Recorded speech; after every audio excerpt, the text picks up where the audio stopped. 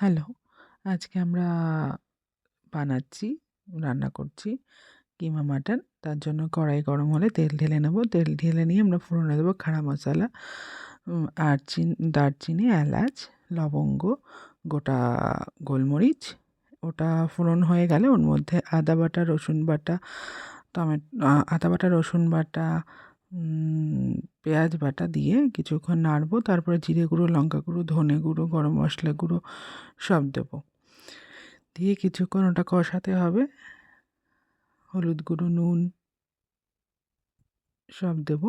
দিয়ে কিছুটা কষাতে হবে। আজকে রান্না করছে আমার বরমশাই। উনি মাঝে মাঝে রান্না করে খাওয়ান আমাদের।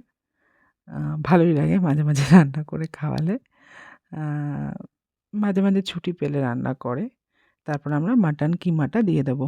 ফ্রিজ থেকে কিছুক্ষণ আগে নামিয়েছি।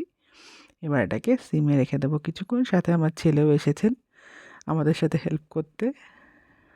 তো ওটা কিছুক্ষণ ধরে ঢেকে ঢেকে ওটাকে কষাতে হবে। যত এটা ভালো কষবে তত টেস্ট আসবে। আর ওটা সবসময় খুন্তি দিয়ে নাড়তে থাকতে হবে। যত জিনিসটা ভালো নাড়া হবে, কোনো যেন দলা পেকে না যায়, তাহলে ভালো লাগবে খেতে। তো ওটা আবার আমরা ঢাকনা উঠিয়ে আবার একটু নেড়ে চেড়ে দিচ্ছি। তারপর এখন সিম করে দিলাম। এবার টমেটো দেওয়ার জায়গায় আমার বর সস দিচ্ছে, টমেটো সস, টমেটো কেচাপ। তো টমেটো কেচাপ দিয়ে আবার কিছুক্ষণ আমরা ঢেকে রাখবো। তো আমার ছেলে আবার চলে এসেছে। আমার ছেলে আসতে যাচ্ছে, এসবই করতে থাকছে। তারপরে আবার ওটাকে কিছুক্ষণ কষাবো। এটা সিম করে রেখে কিছুক্ষণ পর পর এটা কষাতে হবে। কিছুক্ষণ পরপর ঢাকনা উঠিয়ে মানে আর কি কড়াইয়ের মাটনটাকে নাড়িয়ে দিতে হবে যাতে নিচে না লেগে যায়। আর এমনিতেও মাটন দেওয়ার পর ওটা থেকে জল ছাড়ে। জল ছাড়লে অনেকটা জল জল হয়ে যায়, তো ওটাকে শুকানোর জন্য অনেকটাই টাইম লাগে। তো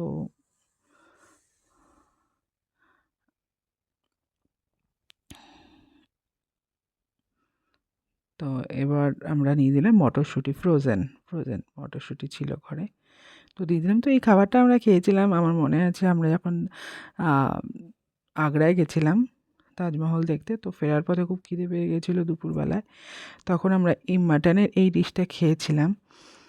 খুব ভালো লেগেছিলো, তখন খিদেও পেয়েছিল, খুব ভালো লেগেছিলো। তো আমরা একটু গরম জল দিয়ে দিলাম তার মধ্যে।